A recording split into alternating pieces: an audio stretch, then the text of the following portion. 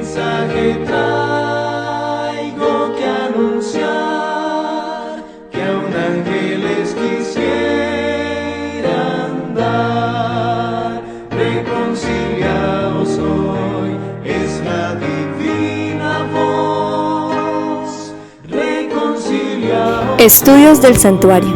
Número 10. La edificación del templo. Parte 1. En virtud de su muerte y resurrección, pasó a ser ministro del santuario y de aquel verdadero tabernáculo que el Señor asentó y no hombre. Los hombres habían construido el tabernáculo y luego el templo de los judíos, pero el santuario celestial, del cual el terrenal era una figura, no fue construido por arquitecto humano. He aquí el varón cuyo nombre es Vástago, él edificará el templo de Jehová y él llevará la gloria y se sentará y dominará en su trono y será sacerdote en su solío. Vamos a estudiar, hermanos, lo que es la edificación del templo. Esto estaba compuesto por columnas, tablas y cortinas. Sin embargo, hoy no vamos a tratar todavía estas partes del santuario, sino que vamos a introducir lo que es la parte de la edificación del templo, porque esto tiene una representación. Y vamos a mirar, hermanos, de que después de que el Salvador terminó su ministerio aquí en la tierra, porque él tenía un ministerio aquí en la tierra, él empezó un ministerio nuevo allí en el cielo. Y a pesar de ello, él continúa su ministerio en la tierra. Entonces vamos a ver qué nos dice la palabra, cuál fue el ministerio que Cristo fue a ejercer allí en el cielo y de qué manera él sigue ministrando aquí en la tierra. En Éxodo 26 vemos lo que es la descripción de lo que componía este mueble. Entonces allí tenemos lo que son las cubiertas, que eran 5, las tablas del tabernáculo, que eran 48, las bases para sostener las tablas, que eran 96, es decir, 2 bases por cada tabla, 5 barras para reafirmar las tablas, 2 velos, el primero era el de la puerta y el segundo era el que separaba el lugar santo del lugar santísimo. Y también tenemos lo que son las columnas con sus bases que sostenían los velos, 5 a la entrada y 4 en el velo que separaba el lugar santo del lugar santísimo. Esto era lo que componía el tabernáculo. Pero ahora sí, vamos a ver de que este tabernáculo era figura de las cosas celestiales. Dice la sierva del Eterno: las escrituras contestan con claridad a la pregunta, ¿qué es el santuario? La palabra santuario, tal cual la usa la Biblia, se refiere en primer lugar al tabernáculo que construyó Moisés como figura o imagen de las cosas celestiales, que es lo que hemos venido estudiando. Y en segundo lugar, al verdadero tabernáculo en el cielo, hacia el cual señalaba el santuario terrenal. Muerto Cristo, terminó el ritual típico. El verdadero tabernáculo en el cielo es el santuario del nuevo pacto. Hoy vamos a tocar así brevemente lo que son los 2 pactos, porque los 2 pactos también está incluido aquí dentro del santuario. El santuario terrenal hacía parte del antiguo pacto y el santuario celestial es el santuario del nuevo pacto. Y vamos a mirar rápidamente un contraste entre el antiguo pacto y el nuevo pacto.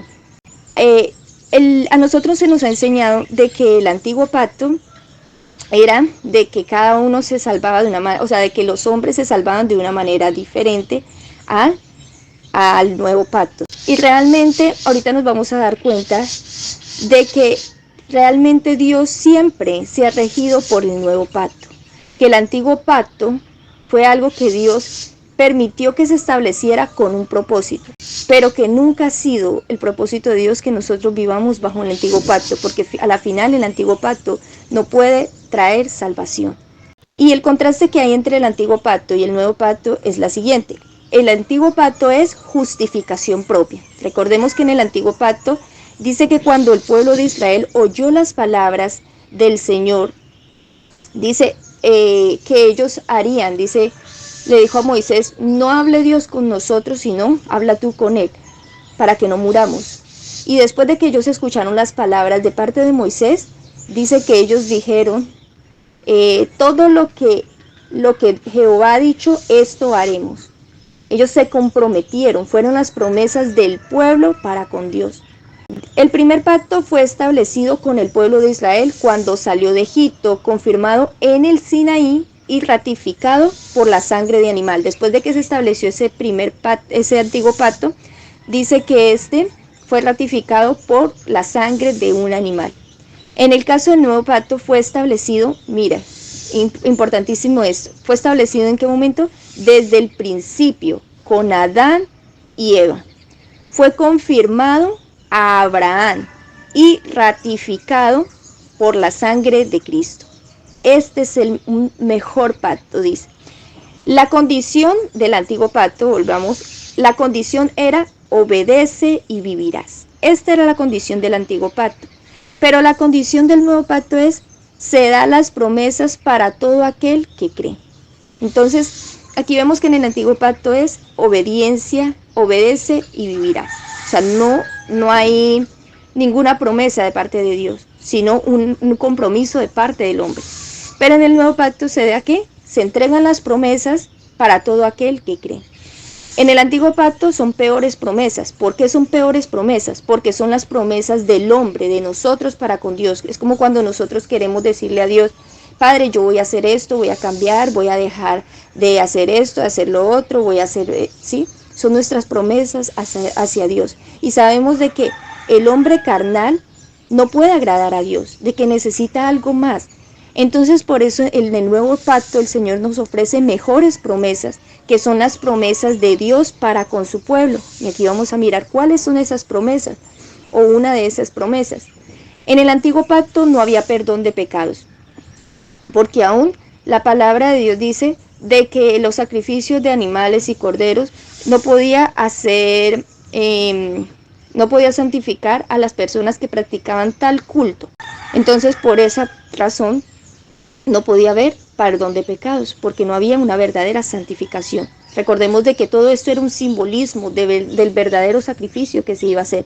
Pero el que ponía su confianza, como pasó con el pueblo de Israel, que a la final colocaron su confianza fue en estos sacrificios, se pudieron dar cuenta de que estos a la final no le podía dar lo que ellos necesitaban, que era santificación y perdón de pecados. Pero en el nuevo pacto sí hay garantía de perdón. En el antiguo pacto se basa en sacrificios de animales que no podían limpiar a quienes se ofrecía este culto. En el nuevo pacto dice que es ratificado por la sangre de Cristo, que nos limpia de todo pecado. En el antiguo pacto se construyó un santuario terrenal, pero en el nuevo pacto miramos hacia el santuario celestial. En el antiguo pacto ministraban hombres falibles, hombres que aún tenían que ofrecer sacrificios por sí mismos antes de ofrecerlos por el pueblo. Pero en el nuevo pacto ministra nuestro gran sumo sacerdote. Y eso que en el antiguo pacto los hombres morían y eran reemplazados por otros, ¿sí? En este caso por los hijos de los sumos sacerdotes.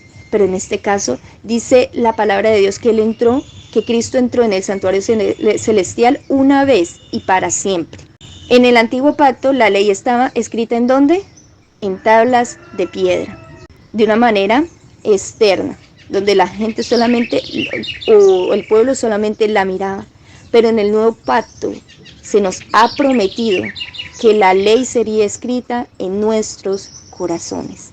La pregunta que siempre uno se hace entonces, ¿será que la obra de Dios era diferente anteriormente y la de ahorita varía? Pero mira lo que nos dice la sierva del Eterno. La obra de Dios es la misma en todos los tiempos. Nunca fue el propósito de Dios que el hombre se salvara por obras.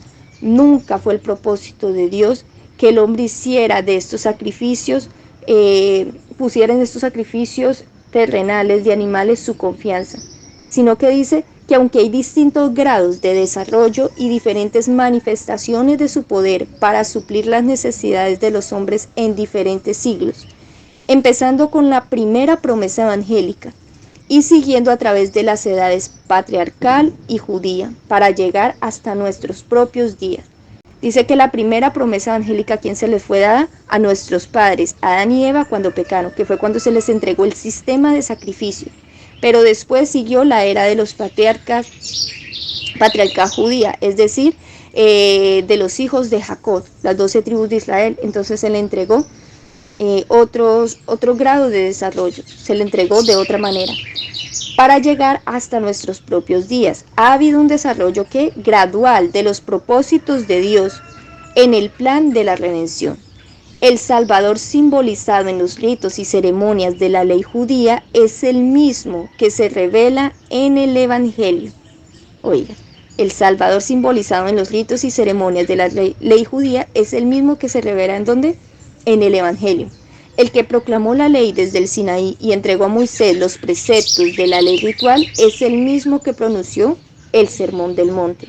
Y si nosotros nos ponemos a estudiar lo que es los 10 mandamientos y el Sermón del Monte, hermanos, encontramos una relación maravillosa allí. Lo único que hizo el Salvador en el Sermón del Monte fue amplificar o darle el verdadero sentido a cada mandamiento.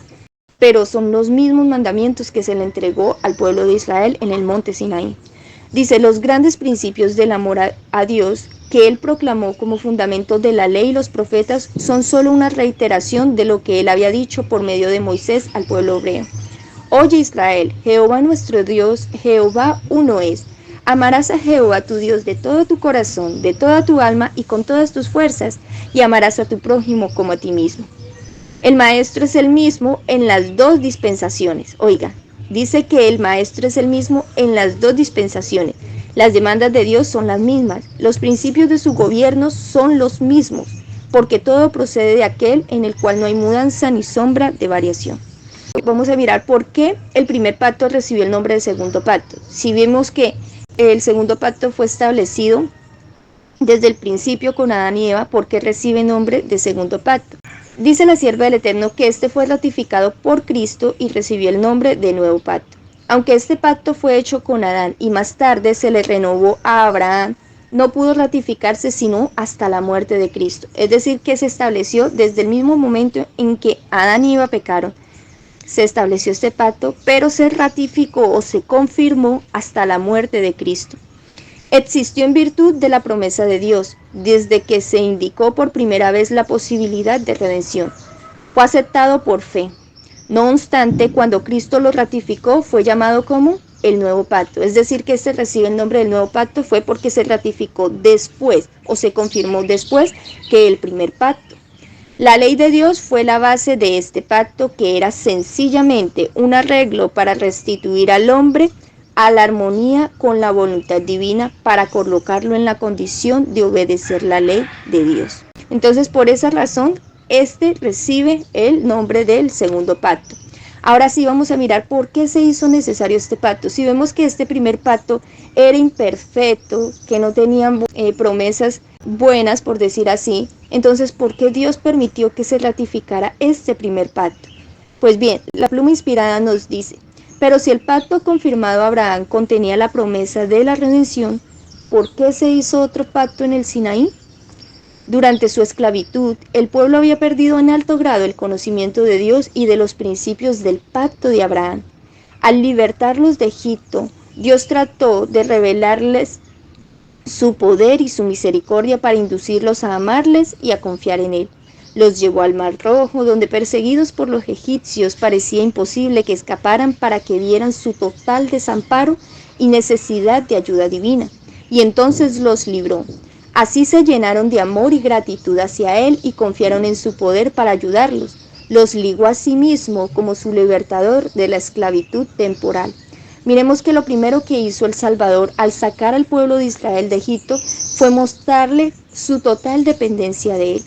Los probó, su fe fue probada severamente, ahí al frente del Mar Rojo, pero con la manifestación del poder les mostró su amor y su misericordia. Les mostró de que Él los iba a cuidar, les mostró de que ellos dependían completamente de su Creador. Pero dice la sierva del Eterno que había una verdad aún mayor que debía grabarse en sus mentes. Una vez que Dios había ganado el corazón de su pueblo, mostrándole su poder, su misericordia y su amor, estaban listos para grabar una verdad mayor en sus mentes. Dice, como habían vivido en un ambiente de idolatría y corrupción, no tenían un concepto verdadero de la santidad de Dios, de la extrema pecaminosidad de su propio corazón, de su total incapacidad para obedecer la ley de Dios y de la necesidad de un Salvador. Hermanos, yo creo que la experiencia de la gran mayoría de nosotros es que todos hemos vivido en el antiguo pacto en algún momento de nuestras vidas. ¿Por qué? Porque nosotros iniciamos aceptando el nuevo pacto. Sí, aceptamos a Cristo por la fe, aceptamos el perdón de nuestros pecados, pero una vez que lo hemos aceptado, queremos empezar a vivir por nuestra propia voluntad, queriendo agradar a Dios, porque hay un deseo indecible y sincero de querer agradar al Señor, pero entonces nos encontramos de que empezamos a hacer esto por nuestras propias fuerzas y pensamos que depende de nosotros. Y es allí cuando nos chasqueamos. Es allí cuando nos damos cuenta de que como nosotros hemos venido de la idolatría, de la corrupción, del pecado, y una vez que queremos hacer las cosas por nuestras propias fuerzas, nos vemos chasqueados porque a la final nos damos cuenta de que no podemos cumplir la ley de Dios. Y esto fue lo que le pasó al pueblo de Israel. Ellos verdaderamente querían obedecer a Dios y quisieron hacerlo por sus propias fuerzas. Pero entonces vamos a ver qué pasó. Dice que Dios los llevó al Sinaí, manifestó allí su gloria, les dio ¿qué? La ley, con la promesa de grandes bendiciones siempre que obedecieran. Ahora pues, si dais oídos a mi voz y guardáis mi pacto, vosotros me seréis un reino de sacerdotes y gente santa. Los israelitas no percibían la pecaminosidad de su propio corazón y no comprendían que sin Cristo les era imposible guardar la ley de Dios, y con excesiva premura concertaron su pacto con Dios. Mire, ¿será que no nos ha pasado esto también a nosotros o no nos pasó en algún tiempo? Lo mismo que el pueblo de Israel, que una vez que Cristo dijo, bueno, mira, aquí están los 10 mandamientos, obedece y vivirás. Entonces nosotros, ay, sí, vamos a guardar el sábado. Ay, sí, no hay que hacer esto, ay, hay que hacer lo otro. Y empezamos a hacer las cosas por nuestras propias fuerzas. Y pareciera que en un tiempo todo va bien, que estamos prosperando. Pero llegó un momento en que quizás caímos. ¿Por qué? Porque lo estábamos haciendo sin Cristo. Dice, al creerse capaces de ser justos por sí mismos, declararon, haremos todas las cosas que Jehová ha dicho y obedeceremos. Habían presenciado la grandiosa majestad de la proclamación de la ley y habían temblado de terror ante el monte, y sin embargo apenas unas pocas semanas después quebrantaron su pacto con Dios al postrarse a adorar una imagen fundida. Mire, tremendo. En ese momento el pueblo de Israel quebrantó el primer pacto que ellos quisieron establecer con Dios. ¿Cuál era? Todas las cosas que Jehová ha dicho obedeceremos. En ese momento el pueblo de Israel quebrantó ese primer pacto. Entonces fue allí cuando estuvo listo para que Dios les presentara el nuevo pacto, que eran las promesas de Dios para con su pueblo. Entonces sigue diciendo, no podían esperar ahora el favor de Dios por medio de un pacto que ya habían roto. Y entonces, viendo su pecaminosidad y su necesidad de perdón, llegaron a sentir la necesidad del Salvador revelado en el pacto de Abraham y simbolizado en los sacrificios. Entonces aquí fue cuando ellos llegaron a sentir que realmente necesitaban un Salvador. Yo de la vez pasada le decía, hablaba con una hermana, y yo le decía, yo nunca había sentido tanto la necesidad de un Salvador como ahora que veo cómo me ve el Señor. Obviamente, cuando yo inicié en este caminar, sentía la necesidad de un Salvador, pero ahorita requiero más de esa sangre, porque el Señor me ha mostrado mi condición a mayor profundidad y me ha mostrado que aunque yo quiera hacer las cosas por mi propia cuenta, me es imposible agradar a Dios. Por eso, cada vez, hermanos, gloria a Dios, porque el Señor Jesús todavía está presentando su sangre en favor de nosotros. Aprovechemos este privilegio, porque llegará el tiempo en que el Salvador no presentará más su sangre. Aún tenemos tiempo de gracia. Dice, de manera que mediante la fe y el amor se vincularon con Dios como su libertador de la esclavitud del pecado y ahora ya estaban capacitados para apreciar las bendiciones del nuevo pacto. Entonces ese fue el propósito de Dios. Ahora, en la actualidad aún se conserva el antiguo pacto y el nuevo pacto, pero finalmente el antiguo pacto nos hace ver que necesitamos el nuevo pacto, es decir, un redentor. Y ahora algo interesante, hermanos, es que cuando el Salvador vivió aquí en la tierra, Jesús vivió y Él cumplió con el pacto que ellos quebrantaron. Porque dice que Cristo obedeció la ley plenamente, dice que aunque Él fue tentado en todo, nunca pecó.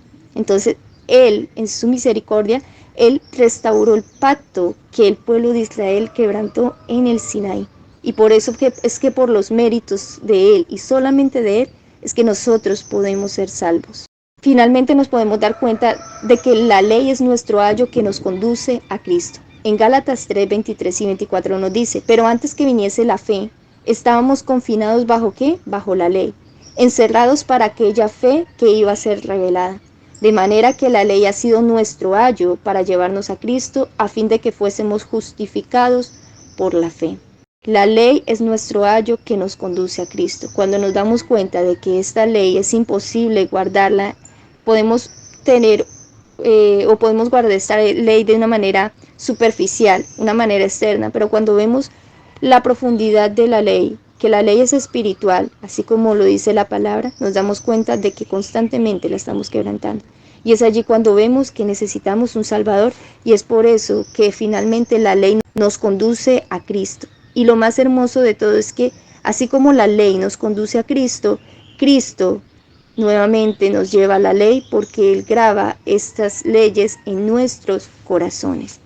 Entonces, este fue el bosquejo que les quise dar con respecto a lo que es el antiguo y el nuevo pacto. Ahora comprendiendo esto, comprendiendo que ahorita estamos viviendo bajo el nuevo pacto y que así sea, hermanos, que esa sea la experiencia de cada uno de nosotros, que estemos aprendiendo a vivir por fe, a depender no de nuestras propias obras, sino de la justicia de Cristo, por la fe en Él, y que Cristo lo que quiere es que nosotros tengamos comunión con Él. La obra de transformación Él la hace, pero Él quiere que tengamos una comunión viva y directa con Él.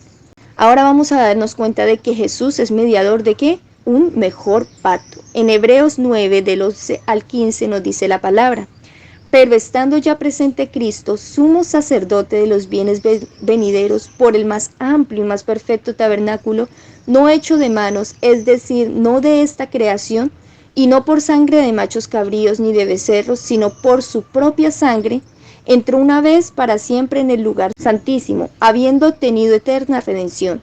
Porque si la sangre de los toros y de los machos cabríos y las cenizas de la becerra rociadas a los inmundos santifica para la purificación de la carne, cuánto más la sangre de Cristo, el cual mediante el Espíritu eterno se ofreció a sí mismo sin mancha a Dios, limpiará vuestras conciencias de obras muertas para que sirváis al Dios vivo.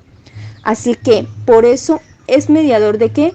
Un nuevo pacto, para que interviniendo muerte para la remisión de las transgresiones que había bajo el primer pacto, los llamados reciban la promesa de la herencia eterna. Gloria a Dios, hermanos. Cristo ascendió al cielo para ser nuestro sumo sacerdote de aquel verdadero santuario que erigió Dios y no el hombre. Y dice que es mediador de ¿qué? De un mejor pacto, para que nosotros, los que hemos sido llamados, podamos recibir la promesa de la herencia eterna. Dice la sierva del Eterno, el ceremonial de los sacrificios que había señalado a Cristo pasó. Ya no había que sacrificarse más animal. Pero los ojos de los hombres fueron dirigidos ¿a dónde? Al verdadero sacrificio por los pecados del mundo. Dios no quería que una vez que este ceremonial de sacrificios acabara, nos olvidáramos de ellos. No, Él no lo dejó aún escrito para que nosotros pudiésemos entender cuál es la obra que el verdadero sacrificio está haciendo actualmente por nosotros. Dice, cesó el sacerdocio terrenal, pero miramos a Jesús, mediador del nuevo pacto, y a la sangre del esparcimiento que habla mejor que la de Abel. Aún no estaba descubierto el camino para el santuario, entre tanto que el primer tabernáculo estuviese en pie. Mas estando ya presente Cristo, pontífice de los bienes que habían de venir por el más amplio y más perfecto tabernáculo, no hecho de manos, por su propia sangre, entró una sola vez en el santuario, habiendo tenido ¿qué? Eterna redención. Ahora vamos a ver de que Jesús inicia ¿qué? Un nuevo ministerio en el cielo. Vamos a ver cuál fue el ministerio que Cristo inició en el cielo. En Hebreos 8, del 1 al 3 y el 6 nos dice, ahora bien, el punto principal de lo que venimos diciendo es que tenemos tal sumo sacerdote, Cristo Jesús, el cual se sentó ¿a dónde? A la diestra del trono de la majestad de Dios, a la diestra del Padre, ministro del santuario y de aquel verdadero tabernáculo que levantó ¿quién? El Señor y no el hombre. porque todo sumo sacerdote está constituido para presentar ofrendas y sacrificios, por lo cual es necesario que también éste tenga algo que ofrecer. Es decir, que antes, Cristo, antes de la venida aquí a la tierra y de su sacrificio, él todavía no se podía presentar como sumo sacerdote. ¿Por qué? Porque todo sacerdote tiene que ofrecer algo, y el Salvador todavía no había ofrecido su vida. Entonces dice, por lo cual es necesario que también éste tenga algo que ofrecer, pero ahora tanto mejor ministerio es el suyo, cuanto es mediador de un mejor pacto establecido sobre ¿qué? Mejores promesas, porque son las promesas de Dios hacia su pueblo. Y mira lo que dice la sierva del Eterno.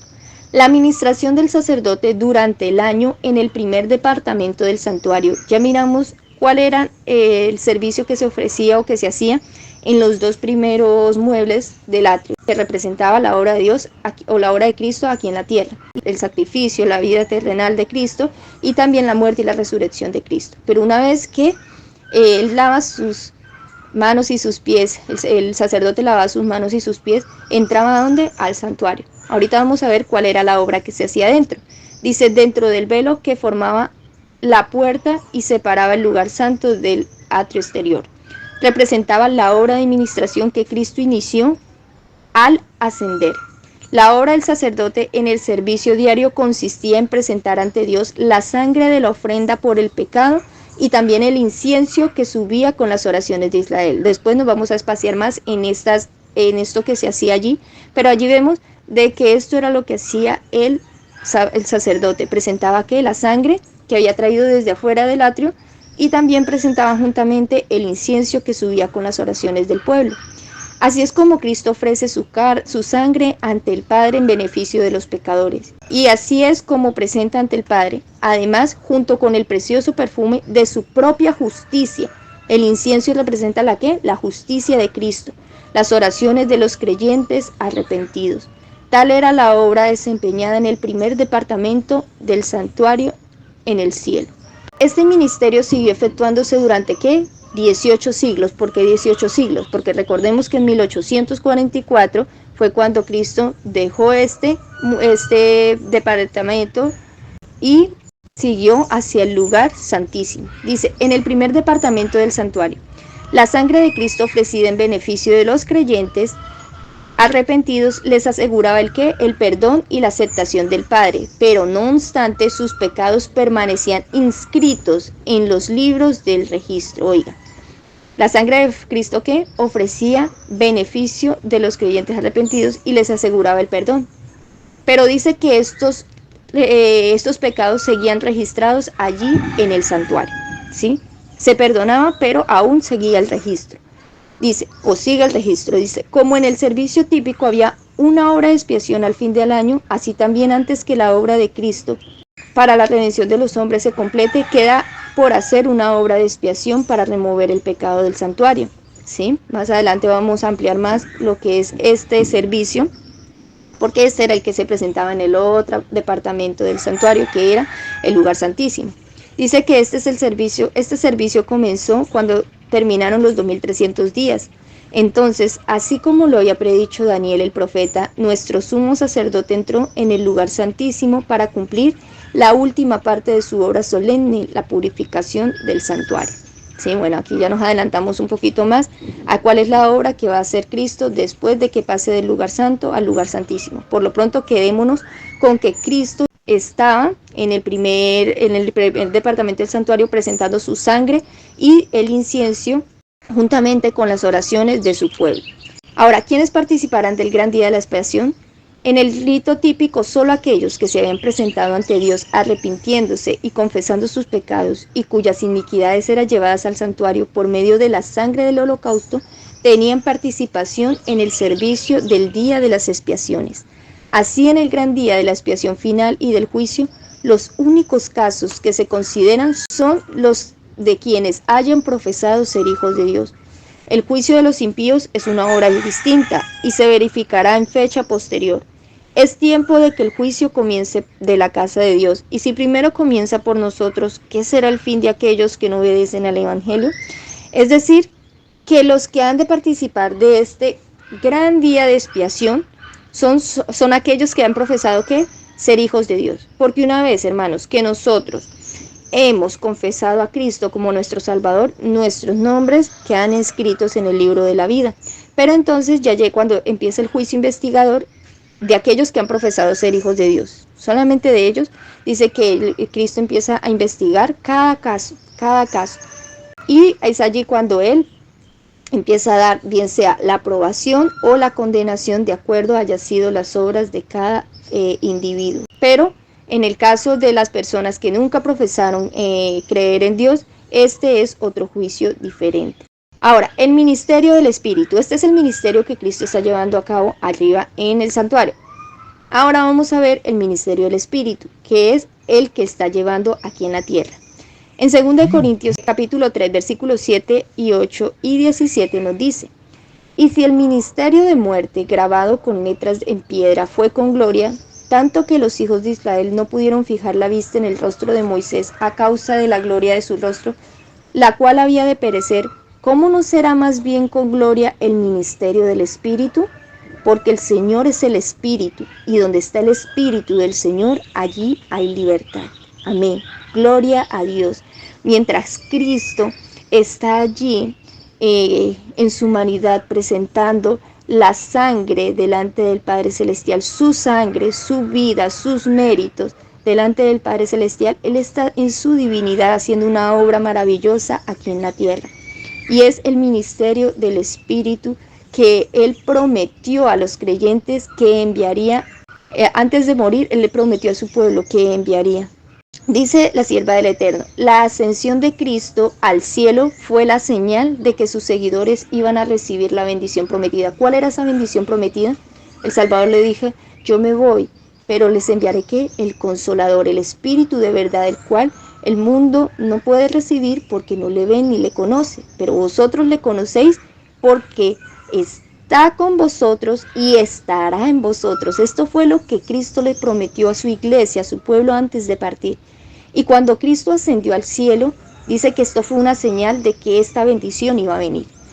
Por eso cuando el Salvador vino nuevamente a los apóstoles, dijo: no se muevan de Jerusalén hasta que venga la promesa, ¿sí? Hasta que venga el cumplimiento de la promesa. Dice que ellos habían de esperarla antes de empezar a hacer su obra. Cristo había mandado a su pueblo a hacer una obra, pero antes de ellos le prometió que iba a mandar la bendición del Espíritu Santo para que ellos estuviesen capacitados para hacer su obra. ¿Y cuál era la obra? Lo que es precisamente la edificación del templo de Dios, la edificación de la iglesia. Dice: cuando Cristo entró por los portales celestiales, fue donde entronizado en medio de la adoración de los ángeles. Tan pronto como esta ceremonia hubo terminado, el Espíritu Santo descendió sobre los discípulos con abundantes laudales, y Cristo fue de veras glorificado con la misma gloria que había tenido con el Padre desde toda la eternidad. Cristo es glorificado en sus discípulos.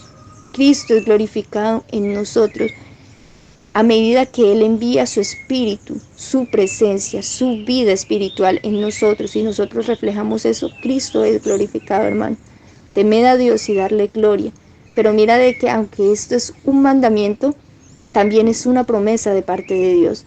Dice: el derramamiento pentecostal era la comunicación del cielo de que el Redentor había iniciado su ministerio celestial. Me llama la atención, mira, al principio dice que la ascensión de Cristo era la señal de que sus seguidores iban a recibir la bendición prometida. Y mientras se hacía la obra en la tierra, que era el derramamiento pentecostal, era una comunicación del cielo de que el Salvador también había iniciado su obra en el ministerio celestial, es decir, en el cielo.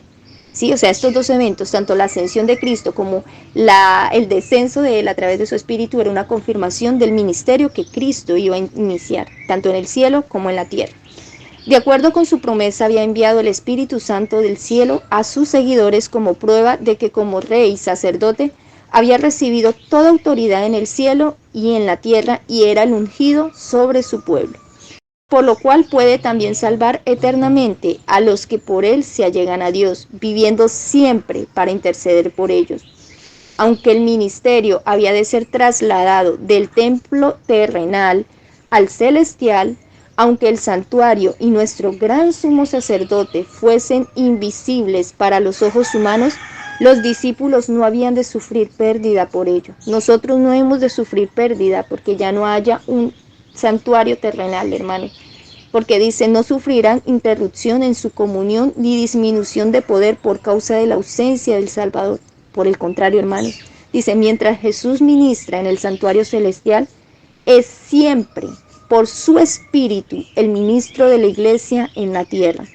Está oculto a la vista, pero se cumple la promesa que hiciera al partir. He aquí yo estoy con vosotros todos los días hasta el fin del mundo. Aunque delega su poder a ministros inferiores, su presencia vivificadora está todavía con su iglesia. Amén, hermanos. Gloria a Dios. Este maravilloso ministerio del Espíritu Santo en medio de su iglesia es lo que ha de glorificar a Cristo. Permitamos que Jesús pueda venir a morar en nuestros corazones. Limpiemos estas vasijas para que podamos recibir esta promesa que Cristo nos quiere dar.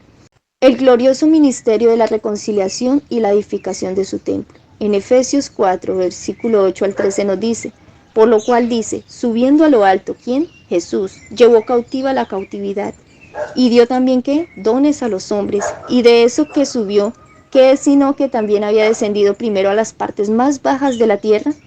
El que descendió es el mismo que también subió por encima de todos los cielos para llenarlo todo. Es decir, que el mismo que descendió a las partes más bajas de la tierra, Cristo Jesús, también que ascendió por encima de todos para llenarlo todo, dice, y él mismo constituyó a unos apóstoles, a otros profetas, a otros evangelistas, a otros pastores, a otros maestros, a fin de perfeccionar a los santos para la obra del ministerio, para la edificación del cuerpo de Cristo. Durante todos esos estudios, hermanos, hemos venido viendo la participación que nosotros como pueblo y como hijos de Dios también tenemos para la edificación del pueblo de Dios. Y es interesante porque una vez que Cristo recibió la aprobación del Padre, dice que, y la confirmación del Padre, Él también recibió la autoridad para venir a derramar su Santo Espíritu y empezar a dar dones a los hombres. Y dice que algunos los constituyó apóstoles, profetas, evangelistas, pastores, maestros y muchos dones más. ¿Todo para qué? No para que nosotros nos glorifiquemos, sino para la edificación del cuerpo de Cristo, para que Cristo pueda ser glorificado en medio de su pueblo. Dice, hasta que todos lleguemos a la unidad de la fe y del conocimiento del Hijo de Dios, a un varón perfecto, a la medida de la estatura de la plenitud de Cristo. Este es el propósito de Dios, que nosotros lleguemos ¿a qué? Al conocimiento del Hijo de Dios y podamos alcanzar la estatura plena de Él.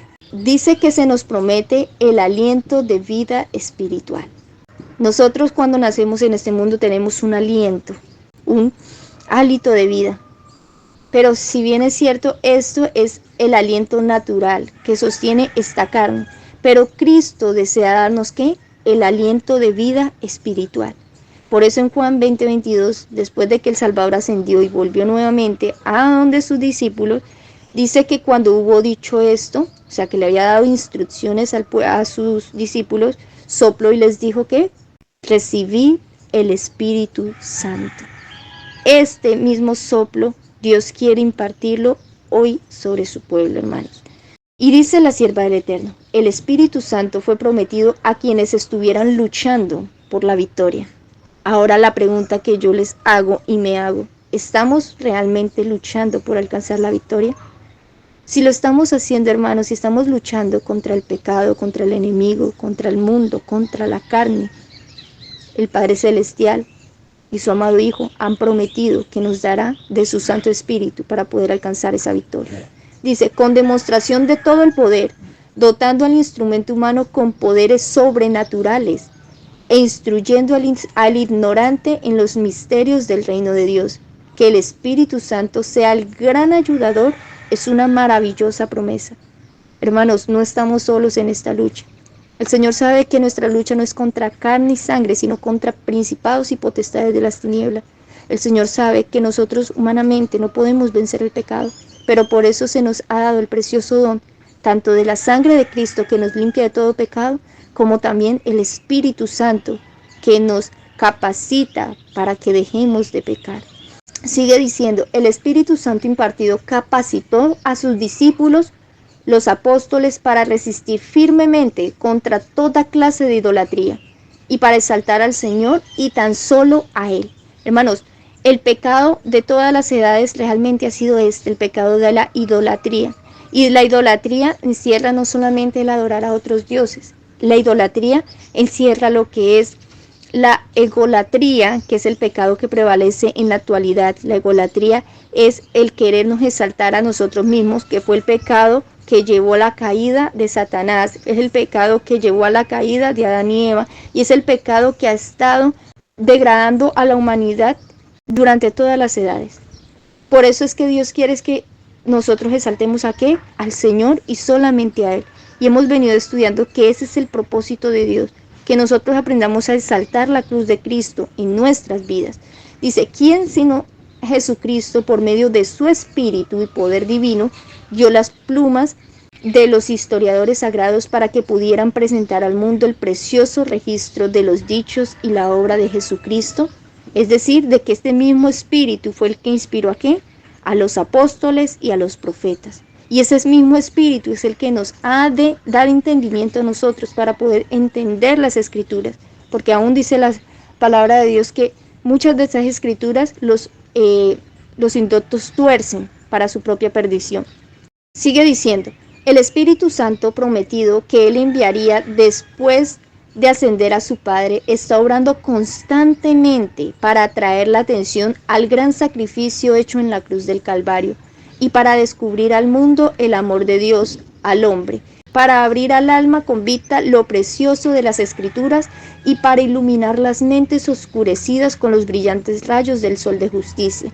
Las verdades que hagan que sus corazones ardan dentro de ellos con la inteligencia despertada por las verdades eternas. Hermanos, no es natural de que nosotros amemos el estudio de las Escrituras. No es natural. De hecho, yo creo que cuando uno recién inicia en este caminar, le es difícil comprender las Escrituras. Pero una vez que Cristo ha enviado de su Espíritu, que de cierta manera yo creo que también hemos podido ver la promesa cumplida, y es que cuando nosotros nos bautizamos, Cristo envía las arras de su Espíritu. Y es allí cuando Él abre de cierta manera también el entendimiento para que nosotros podamos entender o comprender con mayor profundidad las preciosas verdades de la palabra del Señor. Pero esto no es de nosotros, hermanos, es el Espíritu Santo obrando en nuestras vidas, lo que abre nuestro entendimiento y aún pone en nuestros corazones ese amor por la verdad. ¿Quién, sino el Espíritu Santo, presenta ante la mente la norma moral de justicia? Convence de pecado, crea la tristeza que es según Dios que produce el arrepentimiento del que no hay de qué arrepentirse, e inspira el ejercicio de la fe en el único que puede salvar de todo pecado. La promesa que el Salvador le hizo a sus discípulos fue que Él enviaría el Consolador, el cual los convencería de pecado, de justicia y de juicio. Esta es la obra del Espíritu Santo. La obra de arrepentimiento aún proviene de Él.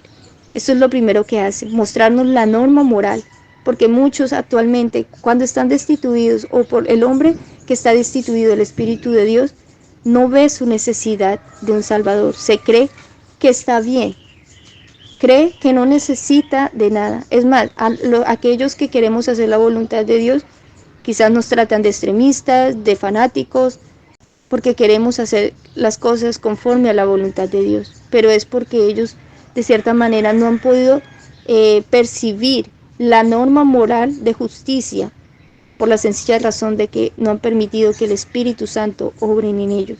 Pero en nosotros, que gloria a Dios, hermanos, que el hecho de que estemos aquí meditando en esto, no es por justicia propia, sino que aquí se cumple en nosotros el nuevo pacto. Es Cristo en nosotros, nuestra esperanza de gloria. Es Cristo en nosotros, convenciéndonos de pecado. Es Cristo en nosotros, produciendo un arrepentimiento y una contrición por ese pecado. Y es Cristo en nosotros, poniendo la fe de Cristo en nuestros corazones para que podamos confiar en el único que puede salvarnos de todo pecado. Entonces, hermanos, hasta aquí vamos a dejar la meditación de lo que es el ministerio que Cristo ejerció después de que ascendió a los cielos. Y en el próximo estudio vamos a mirar lo que es la edificación del templo de Dios. ¿De qué manera se está edificando el templo de Dios?